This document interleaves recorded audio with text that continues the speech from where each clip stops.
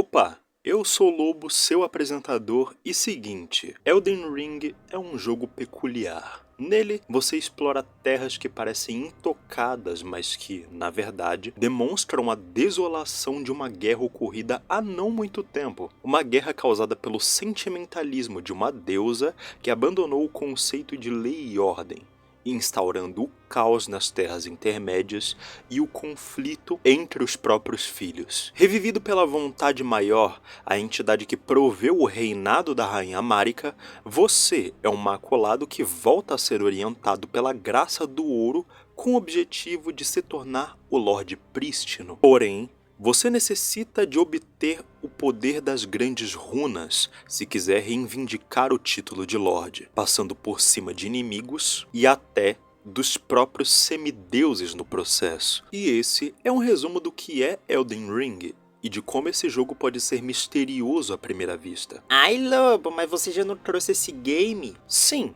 meu caro espectador, mas eu trouxe o mangá de Elden Ring. Inclusive a review que eu trouxe tem apenas 1 minutinho de duração e você pode conferir nos shorts do canal. Acontece que para falar do jogo, eu decidi providenciar um vídeo mais longo justamente por conta de uma discussão muito recorrente dentro da comunidade gamer, que é a do modo fácil em Souls-likes. Essa é uma discussão antiga e que abrange muitas mais questões além da reclamação do modo fácil. E para isso, eu trouxe aqui um convidado especial. Oi, eu sou o Kadashi, um moleque meio esquisito que faz vídeos pra internet. Meu canal tá parado há um tempo, mas se você quiser pode ir lá conferir que já eu tô voltando. Aliás, nesse vídeo aqui eu vou apenas dar um contraponto a algumas opiniões do Lobo, bem rapidinho pra não acabar com a dinâmica do vídeo. Espero que vocês gostem da minha participação. Valeu, tamo junto. A gente sabe que sempre que a From Software lança um jogo novo, essa discussão volta em peso.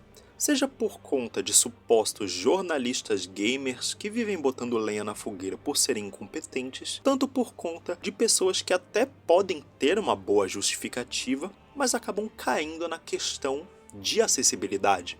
Eu me posiciono como uma pessoa que acredita que Souls-likes não precisam de um modo fácil.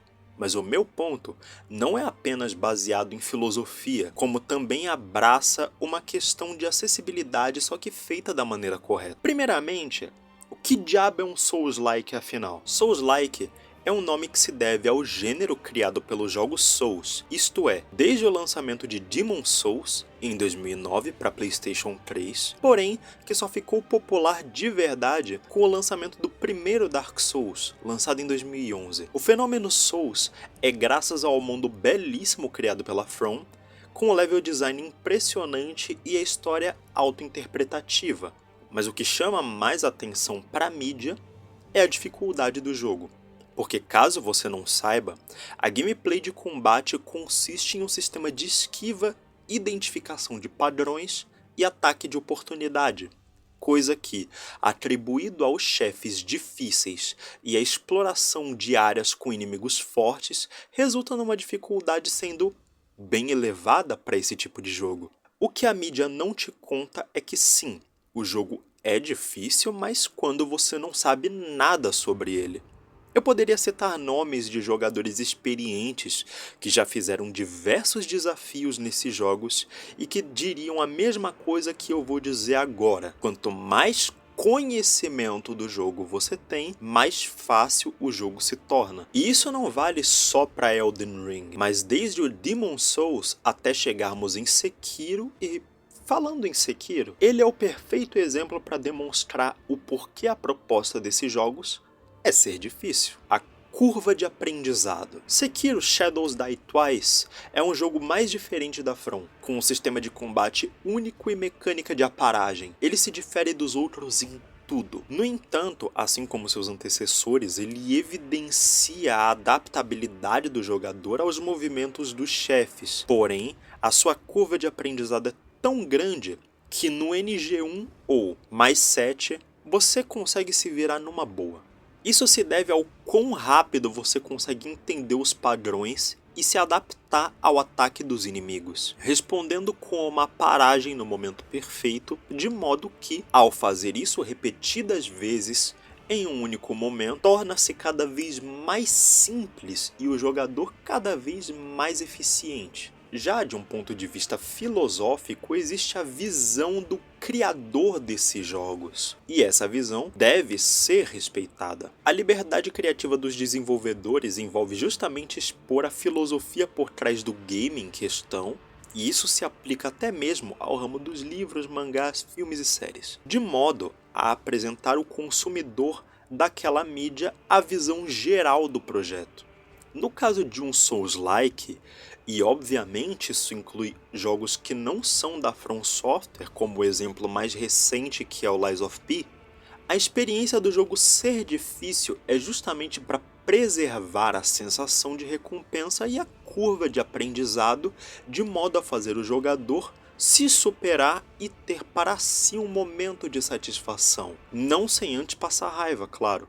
Mas essa filosofia de superação está atrelada à visão de Hidetaka Miyazaki, que já afirmou que não pretende mudar a ideia por trás dos seus jogos, e que seu objetivo não é agradar a todos. Mas o que você pensa disso, Kadashi? Tá, vamos com calma. Dificuldade nunca foi um problema pra mim, e acredito que não seja um problema pra maioria das pessoas, tanto que amo jogos difíceis. Eles sempre dão aquela sensação de completude e aquele sentimento de ter superado os seus limites, tá ligado? Nunca vou esquecer de ter zerado Devil May Cry 4 na dificuldade Dutch Must Die, e a satisfação que eu senti naquele exato momento que eu derrotei aquela estátua miserável. Mas é aquilo, eu escolhi colocar naquela dificuldade. Eu escolhi ter aquele desafio a mais em um jogo que me cativou pelo todo, não somente pela dificuldade. E pra mim, todos os Souls-like conseguem sim cativar pelo jogo em si. O que me chamou a atenção em Bloodborne nunca foi o quão difícil o jogo é, mas sim o quanto que ele é profundo naquilo que ele quer passar, nos visuais góticos e na sua ambientação que te deixa apreensivo a cada passo. Eu curtiria o jogo mesmo que ele fosse mais fácil, e acredito que outros jogos semelhantes teriam o mesmo impacto. O fato é que ter ficado mais de 6 dias preso na primeira lanterna não contribuiu para eu gostar do jogo ou não. Na real, quase atrapalhou. E claro, eu entendo a visão artística que os jogos possuem de superação e perseverança, algo que eu respeito muito, mas não é o suficiente para mim, ao menos na minha visão, para justificar a falta de uma seleção de dificuldade. Sabe um jogo que é difícil do início ao fim e mesmo assim tem uma seleção de dificuldade? Fury, uma experiência focada em ser um prisioneiro fugindo da prisão mais protegida do mundo. Cada passo que damos naquele jogo é uma superação e um aprendizado, não só pra gente como jogador, como pro próprio protagonista do jogo, que supera seus próprios limites e entende a si mesmo e aquilo que a sua jornada significa. E sim, o jogo é difícil, muito difícil, ele é naquele estilo de boss rush, onde enfrentamos um boss atrás do outro, e dificuldade faz sim parte da narrativa do jogo, e mesmo assim, ele tem um seletor de dificuldade, tanto para mais difícil quanto para mais fácil. E isso não tira a imersão do jogo, apenas deixa ele mais acessível a quem não quer ter toda essa dificuldade. O problema, no entanto, é que quando falamos de um seletor de dificuldade em Elden Ring, Dark Souls e companhia, parece que a gente tá fazendo uma ofensa pessoal aos jogadores, quando na real, tudo que a gente quer é só um jogo mais acessível. Eu me divirto com jogos difíceis, sou uma pessoa persistente, do tipo que já ficou horas seguidas em uma fase ou em um boss, e mesmo assim, não tenho problema em colocar dificuldades menores em outros jogos e maiores em jogos que eu adoro e quero me desafiar. É tudo uma questão de escolha e preferência, na minha opinião, e por isso eu acredito que sim, deveria ter um seletor de dificuldade em jogos da From Software, por exemplo. Mas essa é apenas minha opinião. Se você quiser discordar dela, fique à vontade. Em resumo, eu acho que eu consegui passar a visão sobre a necessidade ou não de um modo fácil, ainda contando com os contrapontos do Kadashi.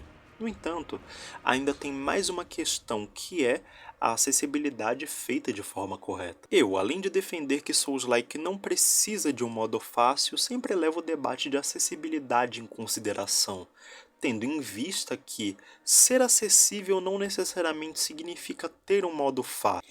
Na minha opinião, é claro. E para corroborar com o meu ponto, eu vou citar 3 coisas que eu acho que todo Souls-like deveria ter. A primeira é muito necessária, a segunda é debatível e a última não faz o mínimo de sentido não ter. Presta atenção. Filtros de cores para diferentes tipos de daltonismo, alertas sonoros e nivelamento da velocidade dos movimentos para auxiliar na gameplay de pessoas com deficiência visual ou algum tipo de atraso cognitivo, em um modo de jogo selecionável. E a terceira e última, é claro, não poderia ser outra, um botão de pause. Tendo em vista que nenhum game além do Sekiro possui, e lá não tem nenhuma interferência na dificuldade do jogo. Fica comprovado então que um botão de pause mais ajuda do que atrapalha. Mas bem, o objetivo desse vídeo foi tentar esclarecer algumas coisas sobre esse debate que sempre retorna. E pode ser que tenha faltado algumas coisas a serem ditas durante o vídeo, e para tal, eu recomendo que você, querido espectador, nos conte a sua opinião aí nos comentários, dizendo o que você pensa de tudo isso, se você acha que tem algo para acrescentar ou discordar, sinta-se livre.